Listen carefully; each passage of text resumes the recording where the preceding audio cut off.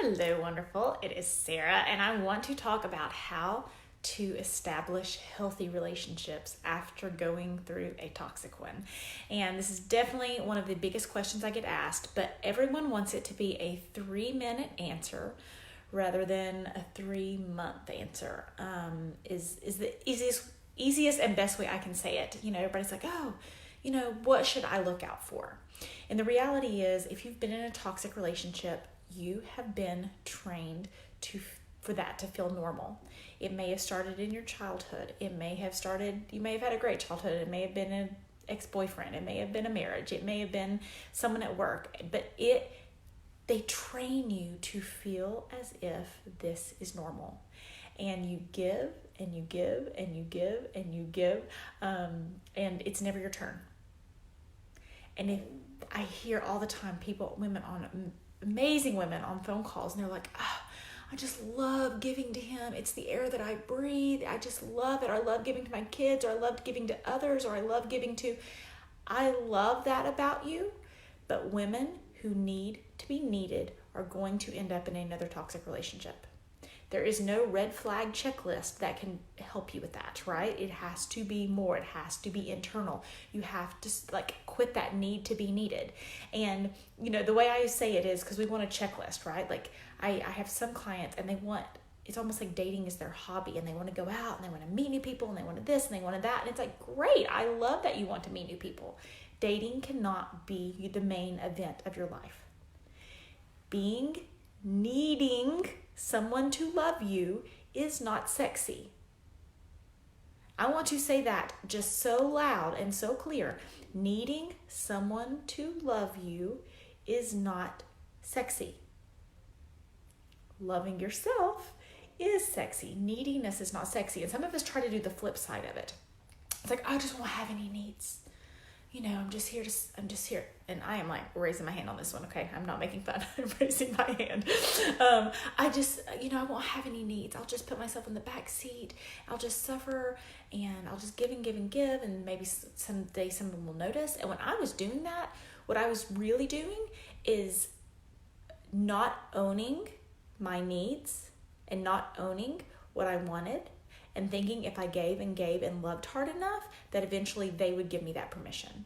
And I wouldn't have to ask for it. I wouldn't have to establish boundaries. I wouldn't have to be strong. I could love hard enough that I would not have to be strong. Okay?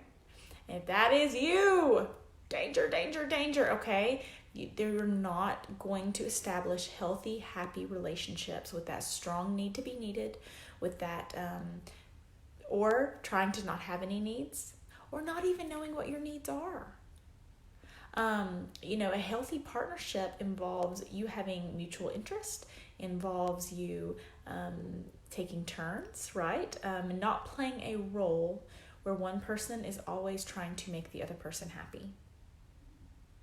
And it may feel very, very normal for you to keep trying to make the other person happy, to keep putting yourself out there and give way. And if that's you, there's no red flag checklist that's going to help, because I can obviously give you a red flag checklist. Hey, if someone is always angry, they're not a good person to be around. But we've all put up with people who are too angry. Hey, if someone always puts their needs before your own, you need to get away from them. That's not going to change. Okay, we've all done that. But why do we stay? And that's why it's not a 3-minute answer. Of course, you want to find someone who can play by the same set of rules, who is emotionally healthy, who doesn't have addiction issues, who has a good relationship with their mother, treats women kindly, who acts the same in public and in private, who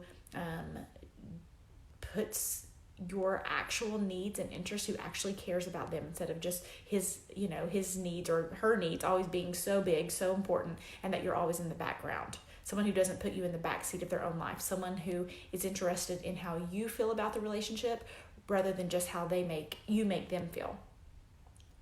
Okay? But we know that. You know that. But yet we put up with bad behavior. Why? Right? And it is that we think we can just love hard enough that it'll make it all okay. We think we can keep doing the right thing, and the right thing feels like giving. And until there's nothing left to give. And we think if we do that, we will feel loved. We will find love. And that's why it's not a 3-minute answer of how to establish healthy relationships, because we have to get rid of that need to be needed. We have to get rid of that desire to avoid asking for what we want and expecting what we want. Okay? Because in healthy relationships, in my relationship now, I say, this is what I expect, this is what I need. He does the same thing. And so it's both of us giving and being nice to each other. But you cannot avoid building up the strength to A, know what you need, B, be serious about it and not use it as a manipulation tactic, and C, to say, this is what I need, this is what I expect, and if you cannot give that to me, then changes need to be made. And it's so weird because we think, oh, that's mean, or oh, no one will love me if I do that.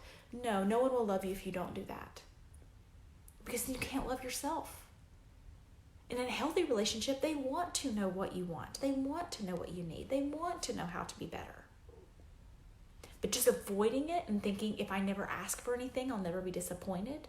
If I never ask for anything, then they can't they won't think I'm too much, or too demanding.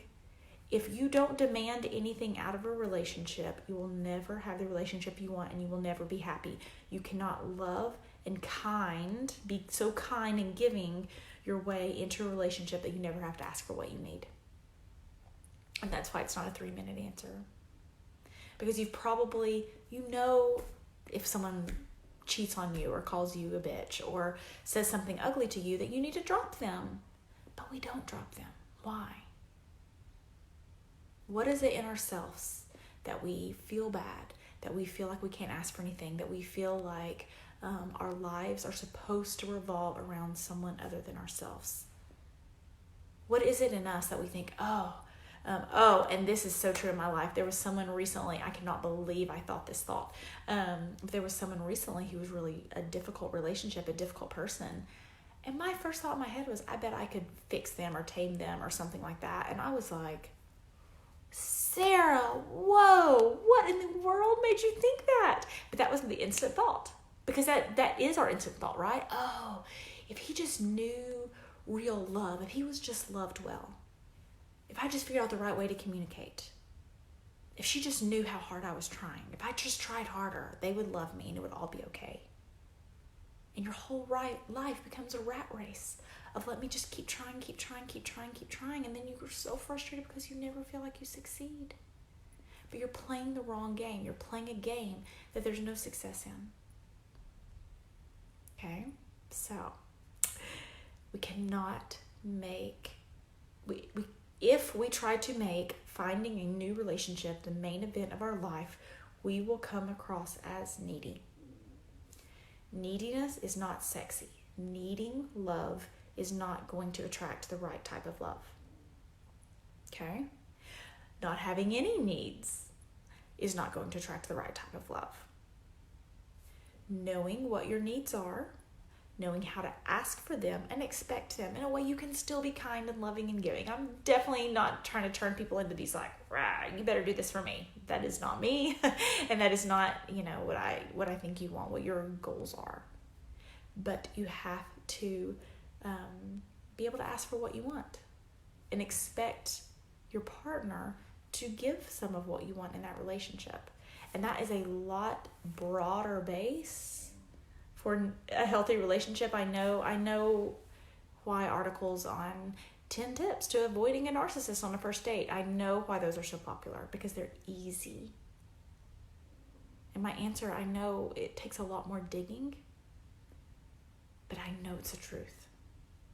I don't want to give you easy and lie to you, even for likes or votes or whatever. It's very easy to get a lot of likes or something on something that doesn't involve us changing, right? The toxic person should change. Avoid toxic people. Those are a lot more popular. And when it comes to internal stuff of like, oh my gosh, I think if I love hard enough, then I can avoid having to ask for what I want. I think if I love hard enough, and if I'm kind enough and I'm giving enough, then that will be enough. and eventually I can turn the tide of the relationship, or eventually they're going to fall in love with me, or eventually they're going to like me, or, if I just avoid this dating site or this dating site, then I can avoid all narcissists, and, I can find happily ever after without having to do any internal work. And doing internal work, researching narcissism, right, it's a part of the process, right? It's an okay part of the process. It's definitely absolutely something that I went through, and it's a part of the process. It's a good, valuable part of the process, but it's not the end of the process. And if the only healing you're doing is researching narcissism or talking about narcissists, that's feeding that addiction. And we do it because we think it's going to keep us safe. We think it's going to keep us safe from the next time. But not putting up with someone's shit will keep you safe from the next time. Excuse my language. But not putting up with someone's shit and not feeling guilty about it and saying, whoa, and having clarity of thought, saying, whoa, this is okay, this is not okay. And if you fall into the category of not okay, then it is not okay for me to be in a relationship with you. That's what gets you that healthy relationship. And man, is it sexy. I went to a National Success Summit, and there were these two women in the front row. They were very, very attractive, but they were very, very attractive in they could have been maybe like on a magazine in a bikini in front of a car. Like that would have been very like much that type of attractiveness, like Barbie doll attractiveness. And, they had paid thousands and thousands of dollars to sit on the front row of this Success Summit. And I said, I talked to some people around my area, and someone brought them up. And they said, wow, I said, yeah, those girls, they didn't fit in. You had a lot of people who were there for their businesses, there to really grow. And they didn't really fit in. And he said, oh yeah, those are husband hunters.